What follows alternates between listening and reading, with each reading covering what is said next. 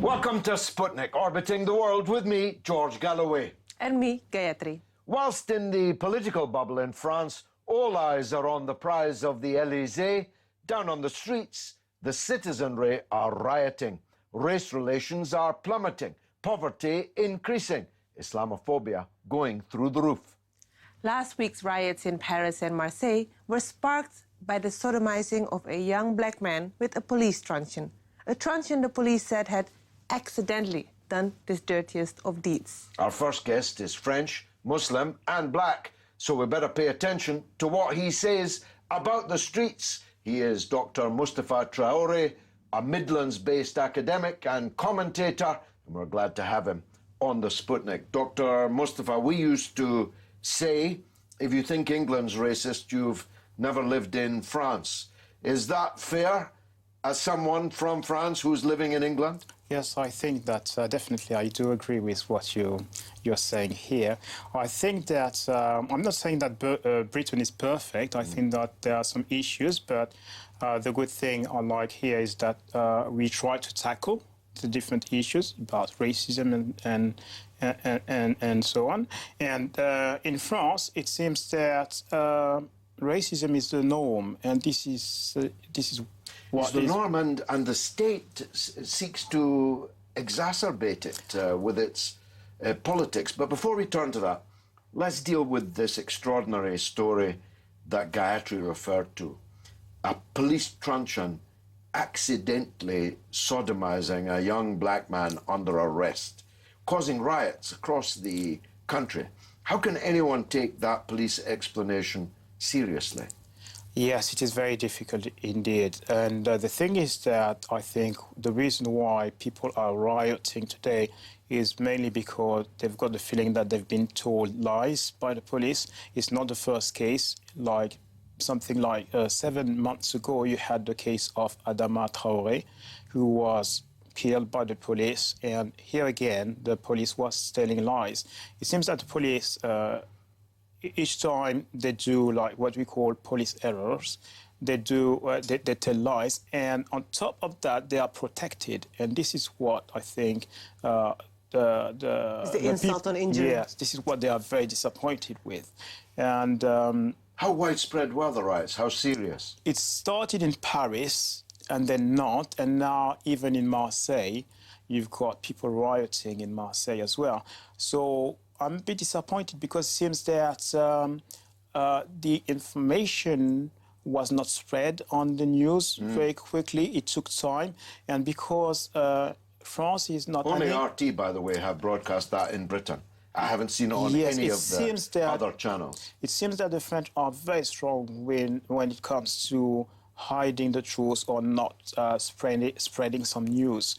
And so this is why I'm here today, just to explain what is going on in France. In an election year where a very wide spectrum from the far left to the far right are all contending, and there are actually 4 or 5 serious contenders for the presidency, something that in Britain it's almost impossible to comprehend. It's only one party or another, and it's usually one.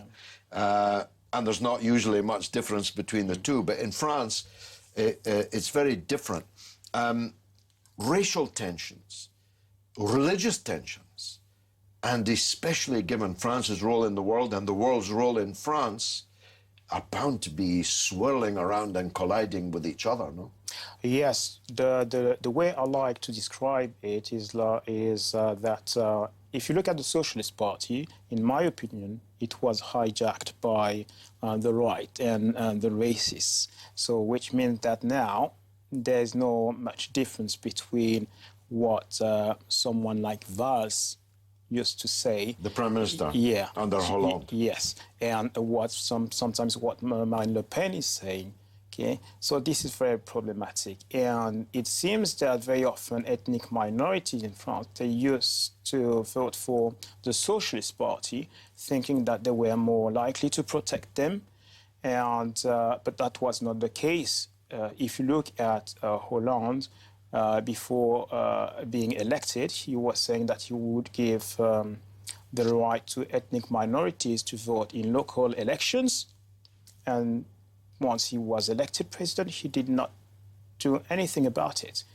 Same thing about the police. People were asking to take some measures so that, in fact, to reduce and try to establish kind of better relationship between the police and the people in the different quartiers or banlieue. And that was not, he did not even tackle the issue. So people are quite disturbed with all this. And another thing is that it seems that, in my opinion, that very often the Socialist Party, I'm talking about the Socialist Party because, because we... Well, they hold the presidency yes. in the government. It seems that sometimes it is more in their interest to maintain ethnic minorities in a certain situation so that they can make sure that they're going to vote for them in the elections. So we've got to think about this, okay? When they are in power, they do not tackle the issues, the problems, and they just maintain the situation, and sometimes the situation is even worse, so that they think that if they do so, in the next elections, people are going to vote for them. So, well, Hollande is now passé, and yeah. Benoît Hamon. Benoît Hamon. Is he any hope for that minority? Personally, I think that Benoît Hamon is he's a good guy, but I'm a bit skeptical. The reason why I'm skeptical is because I'm asking myself, who is he going to rule with? Who he is going to work with? If you look at the Socialist Party, you've got Ségolène Royal, you've got Christian Taubira. All these people were part of the former government. We'll come back to the party, because I want to ask you a bigger question. The French Empire, unlike the British, pretended that its colonies were not colonies, but part of France. On the face of it, that seems a less racist thing to do, because you're saying these people are French, but people like you have never really been welcomed or felt French in mainland France, have you? We've never been accepted. They try to assimilate us. What I think is, and if you look at all the debates going on today in France with the Muslims, it is because the French are trying to apply within the French territory what I call an ethnocide, which means killing the cultural particularity of those who are not white, okay, like black people, North Africans, and so on. So we've never been accepted. And if you look at all the problems and the riots we've got today in the French society and the different forms of racism, we've got to go back to this part of history, to the French colonial empire. What's the main axes now? Is it color or religion? Seems to me, I mean, you are both Muslim and black. It seems to me that it's the Muslim confrontation which is the most acute. Am I right? Yes, it is. It is now. It is more a form of racism based on values. Okay, so what they want to get rid of is the Muslim values. Okay, so this is why we've got all these debates within the French society. But we must not ignore that there is also a biological form of racism as well. And for example, for that guy who was raped, there is one police officer. He's, I think, part of the police trade union, and he said on TV that it was acceptable to call a black person. It's a very racist term in the French language. It is the equivalent in the English language. It is the equivalent of. So this coming from the police on TV and saying that that was normal or it was acceptable. It tells us a lot. It tells us that there is still biological form of racism, even if the most important today is, of course, France takes a very belligerent attitude towards Islam in the name of militant secularism, which is itself a religion, yes, militant it is, secularism. Yes, definitely. So that, for example, the ban on burqas, women Burkinis. being arrested on the beach for wearing too much, rather than as in the 60s being arrested for wearing too little. These kind of things are sharpening the confrontation or the conflict between Muslims in France and the authorities, and of course the wider Muslim ummah, world. Yeah, I think that it's very important for us to denounce what's going on in France, and maybe, hopefully, people are going to be more educated, okay? Because what is missing in France is education, I think. France is responsible for what happened in 1945 with the Holocaust, okay? And after that, the French population was not educated. We were not educated saying this is bad, okay? So this is why you have forced labor in the French colonies until 1947, okay? And that form of racism we see today, I think if we want to, if we analyze it and if we want to know how come it is so strong, we've got to go back again to history. Well, history will have to wait because we've run out of time, but it's been a pleasure talking to you, I must say, about all matters. My pleasure. French, Dr. Moustafa Traore. Coming up next, filmmaker extraordinaire Sean Murray. Don't miss it.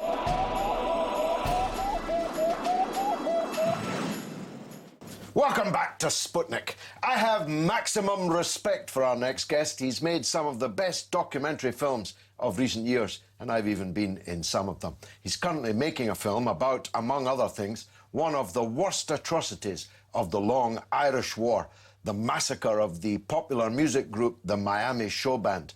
And he's the organiser of the Respect Film Festival, which will be launched next week in Belfast. He's Sean Murray, and he joins us now. Welcome back to Sputnik, Sean. Tell us about the Respect Film Festival, first of all, which will be launched, I think, on Monday, yeah?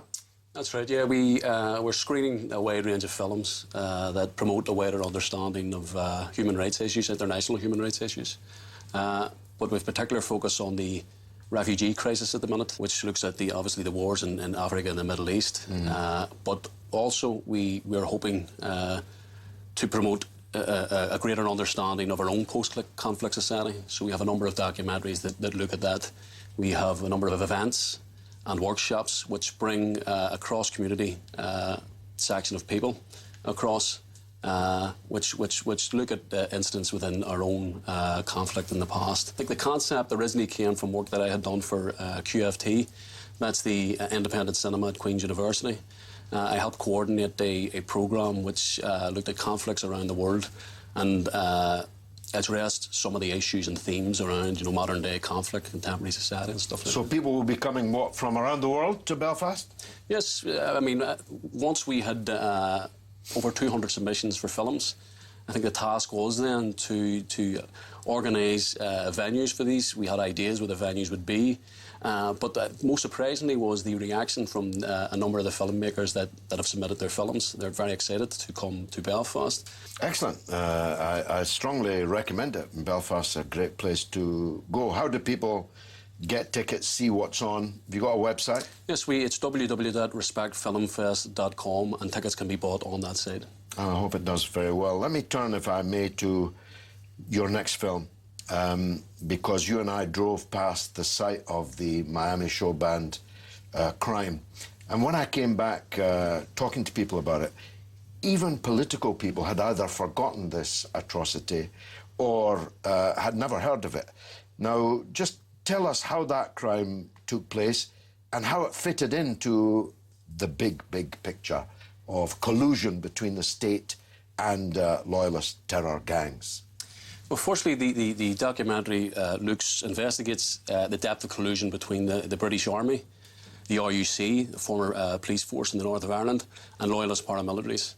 So what the thesis behind the film is that British military intelligence wanted a gloves-off approach, a doomsday scenario, where they could enact a civil war, if you'd like, with the IRA. And what we have evidenced during the film, what we'll argue during the film, is that they were responsible for over 120 civilian killings between 1972 and 1978, and the Miami Showband being one incident during that period. They were a popular band, Catholic and Protestant, popular on both sides of the border. Their lead singer, I think you explained to me, appeared on Top of the Pops. He was a handsome man, and they shot him, what, 16 times in the face? Yeah, a number of times in the face. He was known as the handsome face, the face of show bands, well, the face of Irish show bands in general. And I think, you know, once that had happened, it was like a sign, you know, to show everyone what their intentions were. It wasn't only to murder these people, but it was to set a sign that for to have a Catholic and Protestant band at the time wasn't good enough. They didn't want that. What they wanted was polarisation, division within society, and to a certain extent they were successful. The people who were in the gang that carried out that atrocity and these others, they were, of course, in some cases, serving soldiers and police officers. That's correct.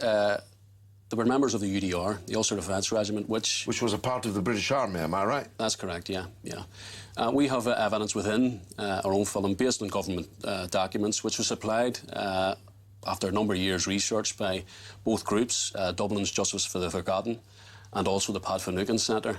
It's no wonder that this kind of thing gets swept under the carpet, but it's part of a 1970s story that most people don't know. The Clockwork Orange operation, much of which originated in the Irish conflict, which led to people, you know, bugging the British Prime Minister and putting fake money in a fake account of the Deputy Prime Minister, and generals talking about overthrowing the British government. It was a very murky time, wasn't it, on both sides of the sea? Well, that's it. You've made a very important point. What we are doing in the film is focusing on a particular period, January 1976, where you had, on the 4th of January, you had 6 Catholics killed in the one night. You had the Reevy brothers, 3 brothers killed in Whitecross in County Armagh, and also 3 members of the O'Dowd family not far away in County Down. Now, the reaction to that killing was what's now known as the Kingsmill massacre. Was carried out the next night, where 10 Protestant workmen were killed. Now, to bring that into context, what we are making a compelling case of in the film is that British military intelligence controlled certain sections of the Glenanne gang to carry out these, to up the ante, if you would like, to try to create this civil war scenario. So after the Kingsmill massacre, we had a situation where the Glenanne gang, and we have government papers, which we will show in the film, that their next plan was to attack a Catholic primary school and kill all the Catholic primary school kids in the school. A horrific thought when we think about it now, but we have an eyewitness who was involved in the Glenanne gang, a former RUC man, who will be speaking in the documentary about this. Really? You can just speak freely about that in your documentary? That's correct. I went to South Africa to interview this whistleblower, if you like, and he spoke candidly about that period that he was involved in the Glenanne gang. Well, you mentioned South Africa. It's quite timorous because I was going to make that comparison. See, you described earlier when talking about the Respect Film Festival, your post-conflict society. But it isn't really post-conflict, is it? Not in the way that you could say South Africa is, because in South Africa there was this truth and reconciliation process in which all crimes had to be accounted for. They were not punished or prosecuted, but they had to be fessed up to, and people had to come to terms with them. But that hasn't happened in the north of Ireland. Some of these people are still at large who committed these crimes. Crimes are not acknowledged, not atoned for. And so, in a way, don't we have a no war, no peace situation in Ireland? Well, it seems like that, George. I mean, how I could explain it is that when the fog of war has died, that the new era that we live in is not manipulated anymore by mainstream television. So we have competing narratives now. We have a rebalancing of narratives, if you'd like, where films such as this can tell that different story, can say that this wasn't a grubby sectarian war, that one of the major antagonists during the conflict was the British Army.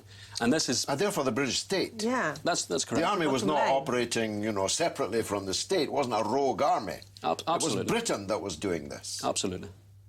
That's an extraordinary thing for British people to come to terms with. And you've spent now the last few years making wonderful documentaries on the Ballymurphy crime and so on. And yet, it somehow doesn't cross the sea. How can we help that? How can we get these things into wider British public opinion? Well, George, there seems to be an apathy within the British public, and that's not a criticism of the British public in general. It's a criticism of... Well, let me criticise them. It's a criticism of the grip that mainstream TV has had on the viewers' attention, if you'd like. It's very difficult to corner that market, if you'd like. We have no problem with the films being shown in Australia, in America, because obviously of the large Irish-American community. Yeah. But it always has... So even they still feel that's even they still. I mean, I've just come back from a tour of the East Coast of America, and we've also had an agreement that the film will have its US debut at Capitol Hill. So there's not only within the American public, within American politics, there is an appetite, if you like, for these stories. Yeah, every president, apart from Trump, has claimed to have Irish heritage, no? Well, that's true. It might change. Even Obama, which was the most unlikely claim of all. Yeah, that's true. Just finally then, 120 murders attributable to this one gang. The Ballymurphy massacre by the paratroops regiment, the Bloody Sunday massacre in Derry by the same regiment, maybe even by the same soldiers in some cases.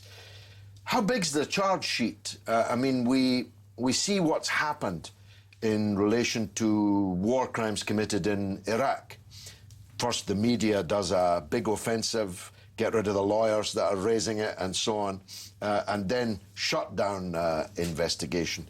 Is there any hope for closure, for justice for the victims of British crimes in that era, in that part of Ireland?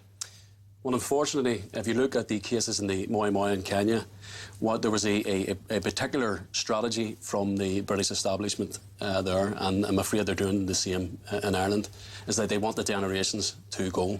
They want these stories to be told long after the victims and survivors have died. So I'm afraid we're only scratching the surface, George, but hopefully we will get somewhere. And this, for example, this film should go some way to addressing or alleviating some of the pain that these families feel. And it's called, remind us? Unquiet Graves. Unquiet Graves. Look forward to it. It's out in September. Sean Murray, many thanks. And now it's your turn to tell us what you think through the portals of social media. What's rattling, Gayatri? So, with the French presidential election just around the corner, we've got left, centre, right, far-right candidates, wide spectrum. But online, they seem to all go for you know, the French Jeremy Corbyn. Richard Wyatt sends us a picture of him in the Obama style with the title Espoir. Well, the thing is, he cannot win alone. There are other candidates of the left, and he has to make a union of the left. Mélenchon, who is the candidate I like best, he has at least 10%. He's also in the race, yeah? He has at least 10% of the vote. Hamon has about 20%. In order to get to 30 and have a chance of being in the final ballot, he has to make this, he has to reach out to Mélenchon, and I hope that he will. Yeah, and that would then be worth it and would have a fighting chance. Well, that's all the tweets we have for today.